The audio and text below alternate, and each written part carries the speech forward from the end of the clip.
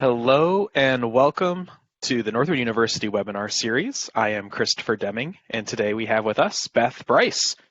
Beth Bryce is bringing us the webinar, Career Strategies for Unique Times. A couple of housekeeping items before we get started. If you're new with us today, I would just like to encourage you to use the Q&A tab on the right in order to ask a question. The event chat, you can communicate with all the other participants. I'd like to introduce Beth Bryce. She is the Director of Career Advancement at Northwood University for the Richard DeVos Graduate School and the Adult Degree Program.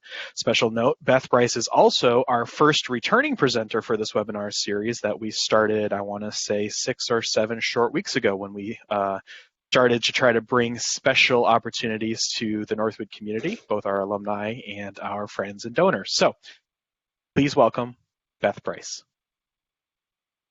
Well, hello, everyone. Thank you so much for inviting me back to speak to our Northwood family. I'm honored to be here as you've been on my mind and in my heart during these difficult times. We've heard from many of you in career advancement that have been displaced over the past few weeks, or those that are just graduating. And who would have ever imagined that we would be looking at a job market situation like this at this time?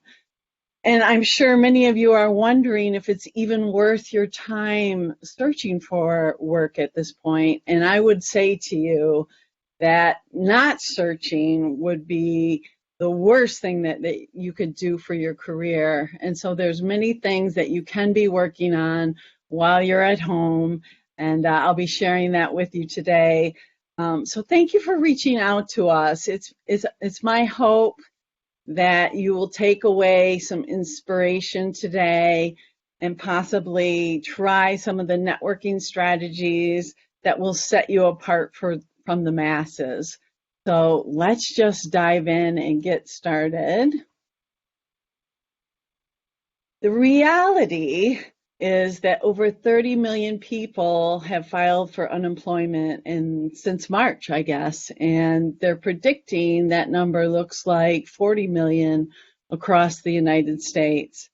Instead of hundreds of applicants for one position, we will be looking at thousands of applicants per one position, vying for the same job. Even more sobering is that on average, only 3 to 5% actually get through the resume screening software, the applicant tracking system, when you apply for a job online.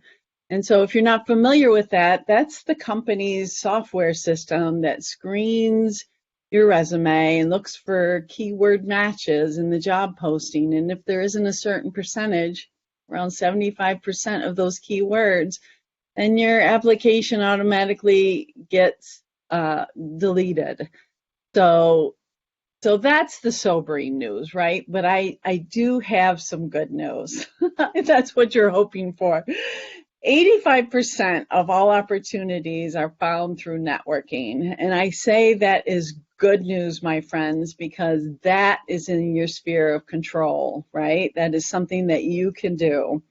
And wait, there's more good news, and I want to take just a minute to talk about the crossroads that you are currently standing at if you've been recently displaced, or if you're looking for work for the first time, or if you're afraid that you might lose your position in the near future. Okay, go ahead and flip this.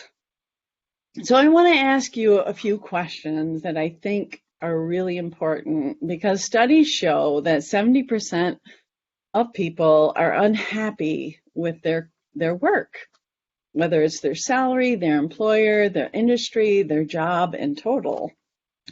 And that's pre-pandemic. So here you are, you're at this crossroads. And there isn't that many opportunities in our lifetime where we get to stop and pause and really reflect on what would make us happy in our career. And so that is what I want to ask you is, do you want to stay unhappy, or are you willing to pursue a career change? Or if you've been thinking about that business idea, how about working on your business plan or your website? Or if you want to kick off a side gig, well, how about getting that in place as well? So there are opportunities for you really to assess where you're at in your life and in your career and taking advantage of this time. The last two questions that I have for you are really critical to prepare for networking, because networking is about storytelling. What is your story? What makes you unique? What is your key differentiator? What are you known for? And why would I hire you? And so you must be able to articulate that story. And right now, I've been doing some reading on the soft skills that employers will be looking for post-pandemic. And I wanted to share that secret with you from the good folks at Work It Daily. The top 5 soft skills that employers seek. And if you aren't familiar with soft skills, really, these are the skills that you have that help you work effectively with people. Communication and time management and leadership, those kinds of skills. So it's really interesting what they're looking for right now, and I'm going to give you those skills. So jot those down and make sure that you weave those into your resume, into your cover letter, into your LinkedIn profile, into your interviewing if they resonate with you. So here we go. The first one is composure, which is your ability to handle your emotions, right? And we are all getting mastery type experience doing this right now, hopefully. And on the emotional intelligence scale, it's called self-regulation. So composure. The next one is just practical knowledge, your critical thinking skills and problem solving skills. Again, we're all seizing this opportunity right now. Third is resonance. Resonance. What is resonance?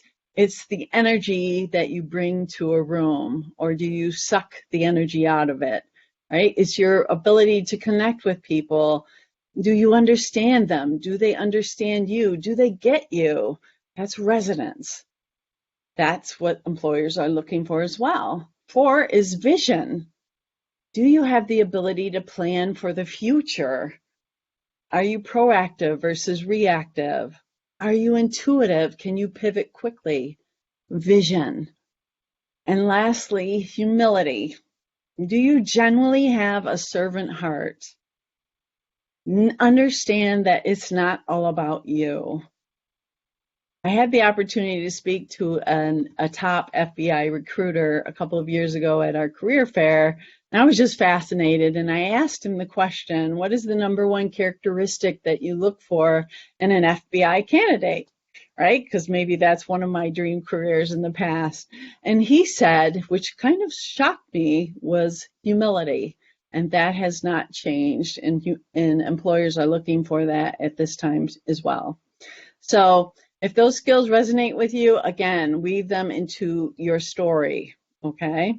And so before I get into the networking strategies, I want to gloss over the traditional job searching list, right? I've included resources at the end of this presentation to point you in the right direction. Whoops, sorry about that. My fingers got really excited and happy, I guess. That's the only thing that I can explain.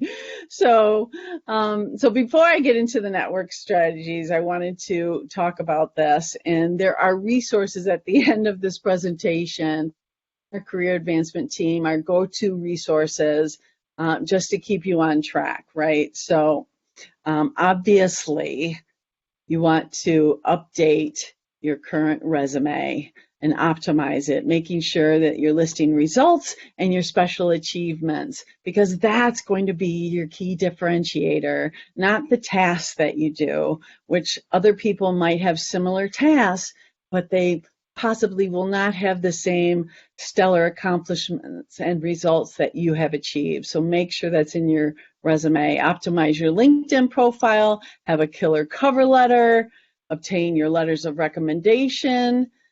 Perhaps your past employer will be able to provide that for you because you've been laid off or furloughed. And prepare for your interviews, including a virtual interview, because that's the name of the game now. If there was any best advice I could give you, it would be have a consistent schedule. When you need to treat your job search and your networking like it's your job. So be in your seat and do the work and stay focused. Just doing these things a couple of hours throughout the week, kind of randomly, we'll be having the same conversation 6 months, a year from now. So treat your job search and your networking like a job. And lastly, engage in your network. And so away we go with the networking part of the show. What does that mean? What does network mean? And so first and foremost, I would really encourage you to have an accountability partner. So it could be someone to keep you on task, maybe someone that's in the same boat as you are, so you can support one another through your job search and your networking and meet weekly and talk about what you accomplished for the week. Maybe it's a career coach, but it should be someone that's going to ask you, how are you doing on those tasks that you assigned to yourself for the week? And if you have an accountability that's someone in the same position as you, you'll be sharing best practices and maybe what worked for you, what worked for the other person. So just having a team member, just a partner through this will help keep you focused, help keep you positive, help keep your morale up, okay? So the second thing is your career coach, or career services. At Northwood University, I want to remind you that you have career services for life as a student, as a graduate, as an alum. And so leverage that. Whether you're a young professional or a seasoned executive, reach out to us. We're here to help you. You do not have to go through this alone. The next is headhunters. Those people, you can find tons of headhunters on LinkedIn. I will just say, make sure your LinkedIn profile is optimized before you start reaching out to people. You want it to be a rock star status. Having a subpar LinkedIn profile is like showing up for an interview wearing sweatpants. So it's something that you need to work on right after your resume before you start reaching out. Does that make sense? I hope so. And there's a LinkedIn resource at the end of this presentation. If you're just getting into LinkedIn, don't be overwhelmed. And so next would be your alumni network. I'm going to talk about this a little bit more, but there's Blue Link from Northwood. There's LinkedIn, where you can find hundreds and hundreds and thousands of Northwood alums. Personal and professional organizations. So whether you're in a leadership group, a community group, your church, groups that you volunteer with, or your professional groups. Society of Human Resource Management, that could be one of your professions if you're into HR and leadership, right? Mentors and professors to help you. And lastly are your friends and family. So just a note, remember that it's within your industry that you're targeting, but also expand outside of your industry, because you never know who knows who. So don't assume people can't help you. You must assume that people can and they will help you. Got it? Okay, so now let's move to 10 savvy digital networking strategies. And I've broken them into two groups. One is for your individual networking, level 1, and then we will go through level 2. We are all familiar with the standard networking that we used to do pre-pandemic, right? So face-to-face events, business card swaps, conferences, volunteering, phone calls, emails. But my friends, the world of digital networking is very different and has the ability to quickly reach masses of people and increase your visibility at warp speed. So let me share with you what I mean. Let's focus on social networking in the world of social media, right? So LinkedIn, Twitter, Facebook, Instagram, whatever you're comfortable with in the beginning, okay? So just start with one and work from there. But one would be promote your dream companies. So you should create a list of 10 to 20 of your dream companies that you most likely would love to work for, you admire and you respect. So share an article or something that they did recently that speaks to you. By doing this, you're making your entire network aware of the companies that you admire and the products and the services you respect. So chances are, if your network sees an opportunity with your dream company, it's more likely that they'll remember that little nugget in their head that you are a fan, and they'll pass that referral along to you. So that's the first one, is just promote your dream companies. 2 is have digital conversations beyond likes. Sure, you can like someone's post, but is it really helping your connection? They've created a topic because they want to have engaging conversation. So go beyond just simply liking.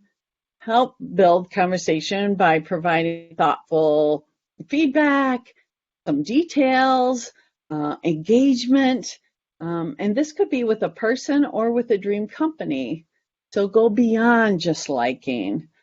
It increases your visibility, and you have an opportunity to showcase your expertise by weighing in on what they're posting. 3 is do a next level reference. So go through your connections and find someone that you truly admire. If you have a picture of the both of you, that's great. You can post that too. But post why you admire this person so much, what they've taught you as a professional, how they made you a better person, a better professional. Tell the journey of your relationship, and why they're a treasured mentor. And so it's a touching gesture, but also it's very impressive, and it gives the reader an understanding of who you are and your character as a person. Right? So that's a level up reference on social media. Number 4 is network outside of your industry. I've already talked about this, but this is one of the best things that you can do for your career. Not only will it provide you with a greater understanding of different careers, but it will also expand your network reach. Okay, so don't just focus on your main gig like automotive, if that's what it is. I mean, look across the board at successful people in various different industries. And 5th is leverage your alumni network. I cannot stress this enough. You have access to thousands of people across the country in various industries that you have something in common with. Northwood University. And bonus, they might have worked or be working at your dream company. So start by building an authentic relationship with them. Interested in connecting, yes, but hearing about their path to success, or maybe what best advice they have for you breaking into the industry. And always leave them with an important question. How can I help you too? Okay? So those are individual networking strategies. I want to touch base on some level 2. Okay, so this is the next step, a little bit more advanced because you're getting groups involved now, but equally and even more powerful when it comes to showcasing your subject matter expertise, increasing your visibility and building your brand, and being a thought, thinker. And so number 6 is host a virtual meetup. So right now you probably have a plethora, right? A plethora. I love that word, plethora. I mean, how many times can you say plethora in a normal conversation, right? So you have a plethora of people that you haven't connected with in months. So host a virtual coffee session, right? Where you can discuss the industry and any updates on it. It's a casual conversation. Who is hiring that they know? Who is not? You don't need to present anything. It can be really casual. But the point is, it's with your like-minded professionals and just establishing a place where you can meet and build up each other during this time. So hosting a virtual meetup. I mean, I know many people are having meetups with their family and their friends and social meetups. So this is no different. And again, I'm going to get back to the scheduling and the consistency. Maybe you do your virtual connection meetups like every Tuesday at 10 a.m. Just like what Alumni Advancement is doing with these webinars. It's every Thursday at noon, right? So the more consistent you can be in your schedule and with others, the better that works, okay? So the next one is hosting a virtual influencers group. So this is where you create a virtual list of 5 people. Let's just start with 5, 3 or 5, in the career you admire, and invite them to a virtual meetup. What's different is you choose a topic of discussion and tell them that you're looking forward to hearing their perspectives. And if you want to take it one step further, then let's look at number 8, which is write an article featuring your Fab 5. Ask the group if they'd be willing to share 2 or 3 sentences on the topic that you can highlight in your article, in your writing piece that you want to post on social media or LinkedIn. Make sure to give them credit and link to their social media to help build their exposure as well. So that's a virtual influencers group. It's almost like if you think about a mastermind, right? Great potential there. Number 9 is build and distribute a resource list. And this is fun. So think about your industry and what's a resource that your connections could use? Websites, books, webinars, workshops, high-profile people to follow. The sky is really the limit, but it also increases your brand as a subject matter expert when you roll out your resource list for your industry, right? Okay, so 10, last one, is offer your assistance as a subject matter expert. You can easily post a video with a quick tip or a question in your field of expertise. It could be done right from your phone or in your car. Give your connections a helpful insight. Maybe it could be just be like three minutes at the most. And again, be consistent with it. Every Friday, right? Or something like that. And at the end of the video, ask your connections what they think and if they had anything to add. Again, you're generating conversation and increasing your visibility. So there you have it, my friends. There are 10 tips and tricks way beyond simply calling or reaching out to someone asking for a connection. And I encourage you to try these and potentially open yourself up to opportunities that you might not have ever found. Increase your visibility and your brand power and meet up with some interesting and successful people. Our career team has shared some go-to resources to help you tackle the things that I mentioned earlier in this presentation. So there are books, powerful career websites, some career leaders that I follow as well, and also some remote job search engines. And this we're providing as well. So the best job search engines looking for remote work, which might be a great supplemental, or hey, maybe you're really digging this remote lifestyle and really want to land something permanently remotely. So check out Skill Crush, Career Sidekick, the resources that we've provided, and they will be in the presentation that you'll get back watching this video. So I just want to leave you with this one thought before we get to the Q&A. I want you to take on an abundance mindset, not one of scarcity at this time. I understand the odds and what you are up against, but I'm telling you, it does not matter. It does not matter. What matters is that you must believe successful people are willing to help you and want to help you. Will everyone reach out to you? Well, no.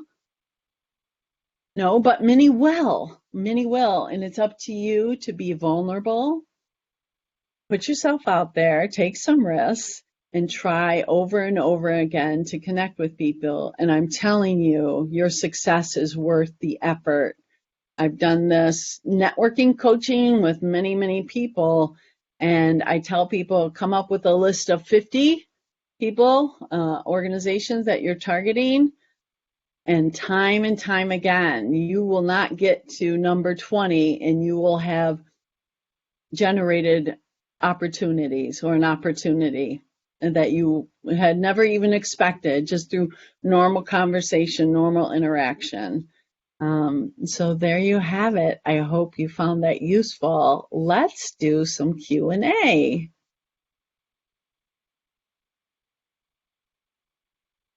Sorry, I clicked one too many times. All right, we have a few questions here that we can go ahead and tackle. We have someone who's asked, you've included both cover letter and letters of reference on your checklist, but for those well into their career, we've been told those are no longer relevant. Our resume and LI profile, LinkedIn profile should cover it. What is your perspective for those later in their careers? It's a great question. I like to see my executives have an executive package. And so you could have up to a 3-page resume. You're going to have an amazing cover letter with 4 or 5 key accomplishments over your career that you're most proud of.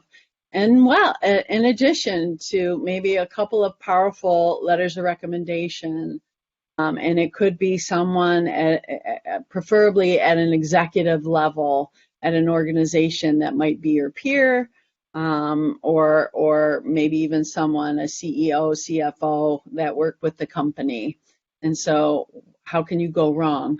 Why would you not go above and beyond? Have an executive package. All right. We have another question from another seasoned employee. They ask, what is the best layout for a resume? I have been told to dumb down my resume to be considered. My recent human resources management bachelor's degree seems to intimidate. Many are turning me away, feeling I'm not affordable and overqualified for a manager or office position. Mm-hmm. Yeah, I mean, that's usually an employer's number one concern when they see a seasoned employee is that I won't be able to afford you. So what I suggest is that you have that conversation quickly and talk about your salary expectations and what you're bringing to the table. I'm just looking at see what else I needed to answer. The layout. I mean, the layout could easily be a one-pager, but what's important is that you have a summary at the top that talks about what you can do for the organization. You can have just your keywords, skills bullets. You don't need to go into sentence and sentence after each, strategic planning. You can just have your keywords, but it's not important to list all your duties. What is important is to list your accomplishments and your results and try to quantify those as best as possible. So whenever you could see an opportunity to share cost savings, dollar figures, percentages, increasing, retention, anything like that, try to quantify those results, even if you're estimating. I hope that's helpful. Great. We have one more question, and one that I can address. Can you please share the link so I can see your presentation again? If you're joining us in the webinar format, then you will receive an email that includes a recording of this webinar, but also the PowerPoint, which includes all the links that you see here. If you are joining us via wireless caller, you can simply email us at alumni@northwood.edu, and we can provide you a link, or you can contact career@northwood.edu, and they can provide you with the links that are available here. Beth, I have a question for you, and as moderator, I get the luxury of skipping the line here. Okay. Based on what you see on the jobless claims, do you think people should make an attempt to, find a job that just fills their needs for now? What effect does that have on their future career prospects? Yeah, that's a great question. And I'm telling people that it really just depends on your financial situation, correct? And there's nothing wrong with, so let's say you were a marketing manager, and now you're struggling, and there's opportunities at Target for a leadership role, or even just a cashier. I mean, people will understand that you needed to do whatever you needed to do to support your family. And actually, it's not going to be a black mark on your resume. It's not going to be a funky blurb. I mean, it will be explainable as this was a pandemic opportunity. There are many organizations that are hiring in retail, in the grocery store industry, and they understand that, so you have options. All right. With respect to your time, Beth, and respect for our attendees' time, I think we will leave it there. I want to thank you very much for joining us again for the second time. And I do also want to give a special shout out to those who you don't see on this webinar, including Julia Damchek, Lydia Ellison, and Dan Goodell, who help in marketing, production, planning, and distribution of these webinars for the last 6 or 7 weeks. So you don't see them on these broadcasts, but they're very much a part of it. So thank you to them for all they do. Beth, thank you for helping us. Okay. Yeah, thank you very much. It was a pleasure. We'll catch you all next week at noon. Actually, no, next week, Northwood University is hosting the Freedom Seminar. If you're a Northwood alumnus, you'll be receiving in your email additional information about that schedule and all the presentations that will be happening next week. Thank you, and we'll see you next time. Bye-bye.